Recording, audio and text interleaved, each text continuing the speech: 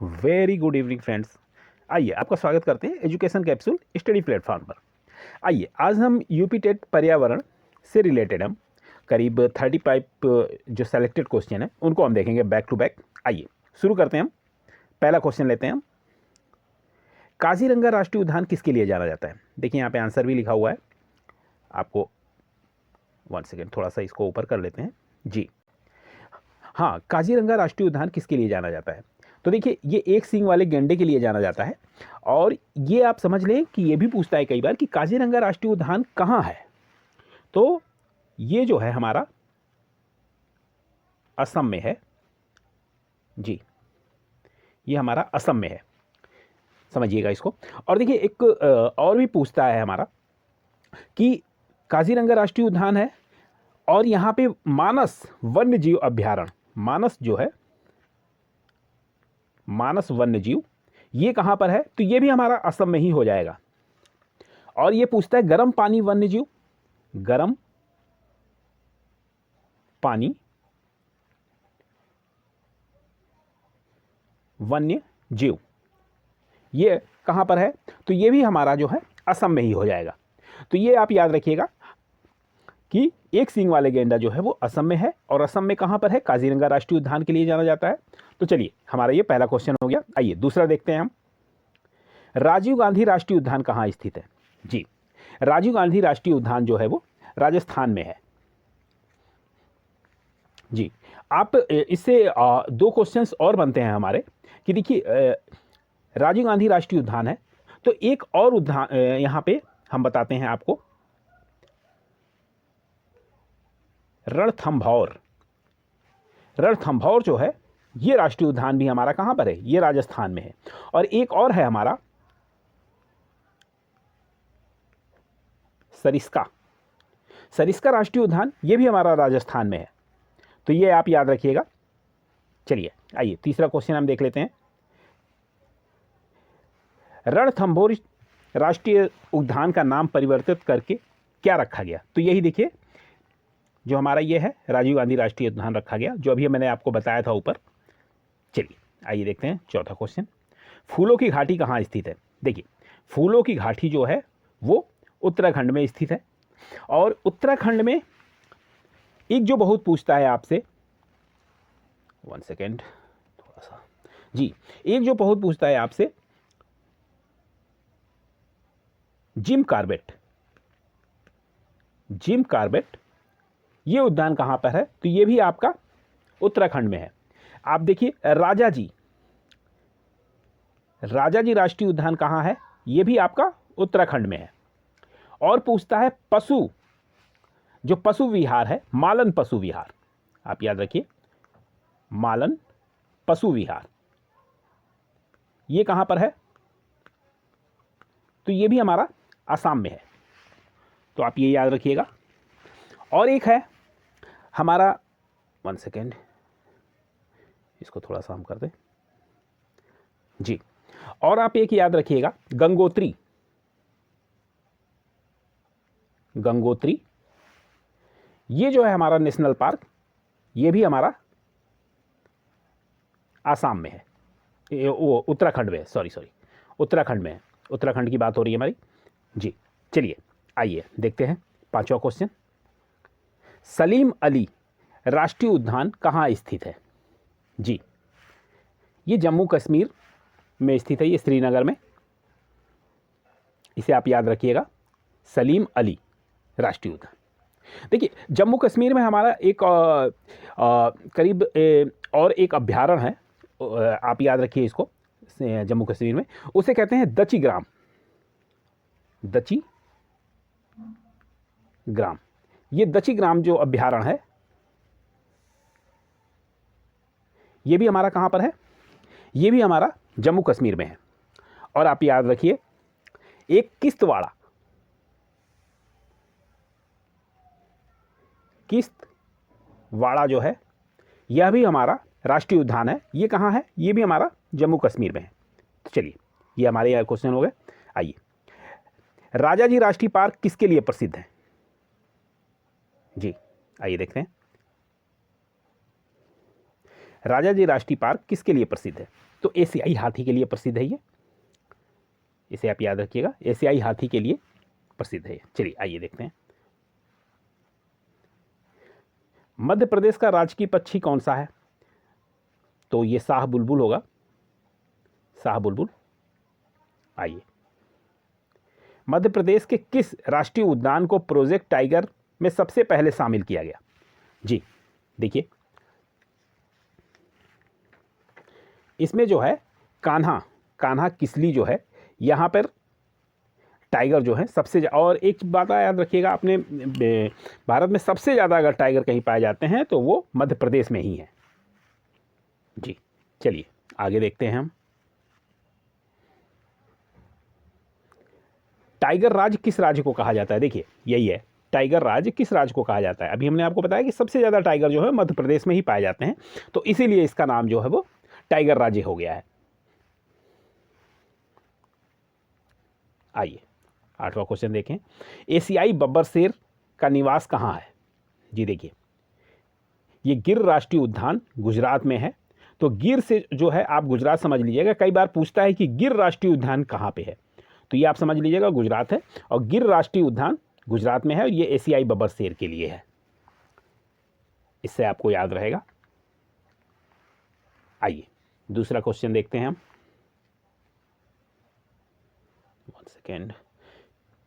हाँ जी, भारत के किस क्षेत्र को सह्याद्री कहा जाता है? तो देखिए, भारत के जो पश्चिम घाट है उसको हम सह्याद्री कहते हैं। आइए, जैव विविधता की दृष्टि से भारत का सबसे धनी स्थल कौन है? तो ये पश्चिमी घाट ही है, इसे भी याद रखिएगा। आइए चलें आगे। पूर्वी घाट एवं पश्चिमी घाट का मिलन स्थल क्या है? देखिए, नीलगिरी की पहाड़ियाँ जो है तो वो तमिलनाडु में, ये मिलन स्थल है पूर्वी और पश्चिमी घाट का।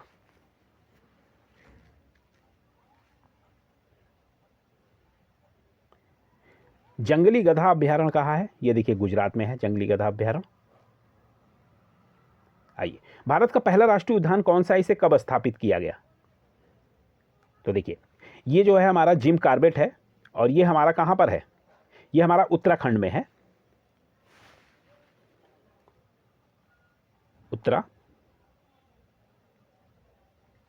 उत्तराखंड में है ये, और ये 1936 को इसे अवस्थित किया गया। तो आप याद रखिएगा जिम कॉर्बेट जो है।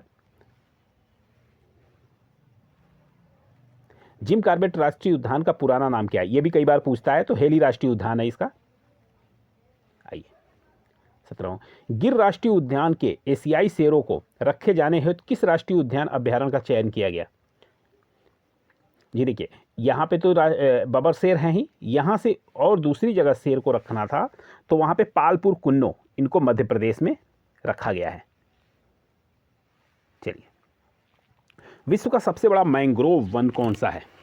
देखिए, भारत के पश्चिमी बंगाल में स्थित सुंदरवन जो है, आप समझिएगा, ये सुंदरवन जो है इसी को मैंग्रोव वन कहते हैं। चलिए आगे देखते हैं। भारत में सर्वाधिक मैंग्रोव वनस्पति या ज्वारीय वन जो इसको कहते हैं कहाँ पाए जाते हैं? तो वो सुंदरवन ही है। अभी पिछला क्वेश्चन भी यही था जी।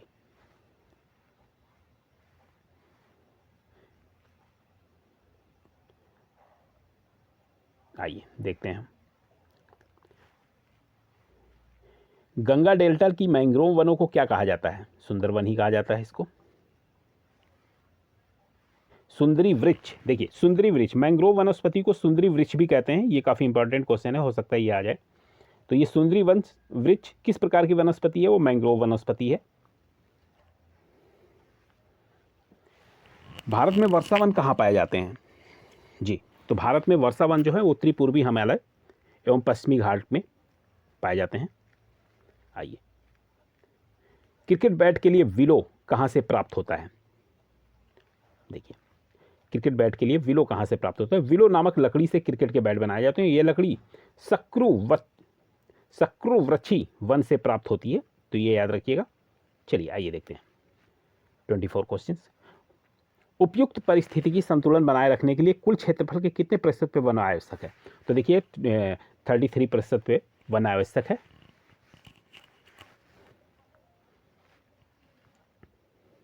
आइए, चिपको आंदोलन। चिपको आंदोलन उत्तराखंड के किस जिले में प्रारंभ हुआ था? जी, तो चिपको आंदोलन जो है वो चमोली में प्राप्त हुआ था, चमोली से शुरू हुआ था, प्रारंभ हुआ। नंदा देवी जीव मंडल किस राज्य में स्थित है? तो नंदा देवी जो है ये भी उत्तराखंड में स्थित है।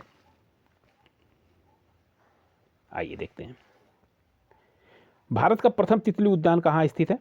तो भारत का प्रथम तितली उद्यान बनरघट्टा जैविक उद्यान है, बेंगलुरु में।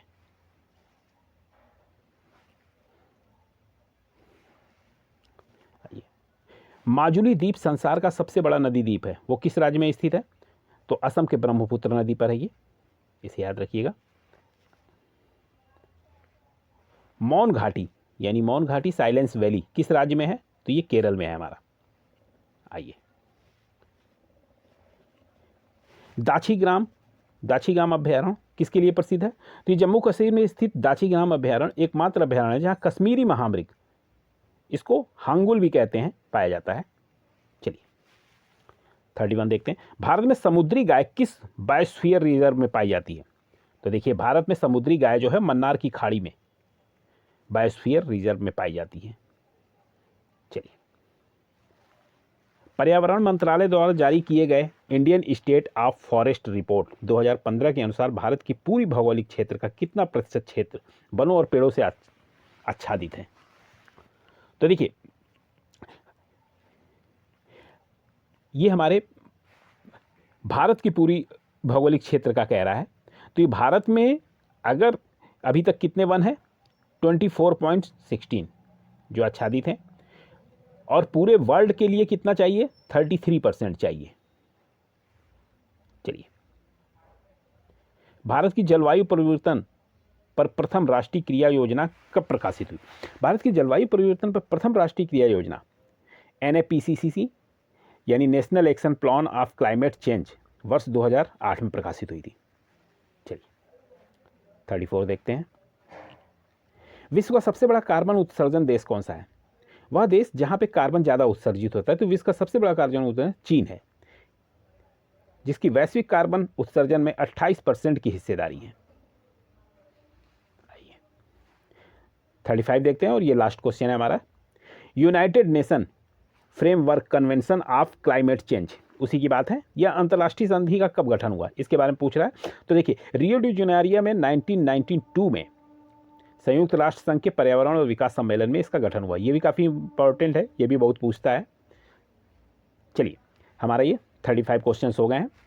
तब तक के लिए हम आगे भी ऐसे कंटेंट्स लाते रहेंगे। आप हमारे चैनल को सब्सक्राइब कर लें, और भी हम इससे बेहतर ले आएंगे इंपॉर्टेंट क्वेश्चनों की श्रृंखला। चलिए, तब तक के लिए आपका धन्यवाद। जय हिंद, जय भारत।